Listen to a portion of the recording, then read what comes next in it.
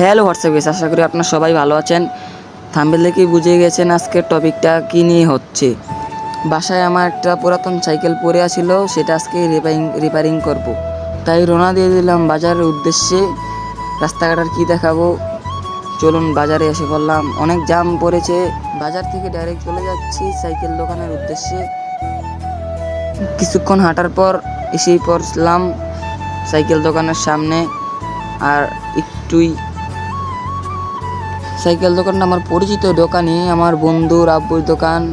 তাই তো আমার বন্ধুর কাছে নিয়ে যাচ্ছি সাইকেলটাকে। বন্ধু আমার দাঁড়িয়ে আছে সাইকেল দোকানের সামনে, এই যে লাল গেঞ্জি ছেলেটা, এটাই আমার বন্ধু। দিয়ে দিলাম সাইকেলটা ঠিক করার জন্য। অবশ্য সে খুলেই ফেললো সাইকেলটাকে, আমার বন্ধু কাজ শুরু করে দিচ্ছে। আমি একটু বসে।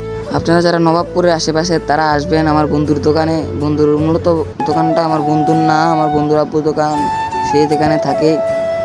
সাইকেলটা ঠিক করার পর আমিও চলে যাচ্ছি বাসার দিকে রওনা দিলাম। এই যে সাইকেলটা ভালোই চলছে মোটামুটি।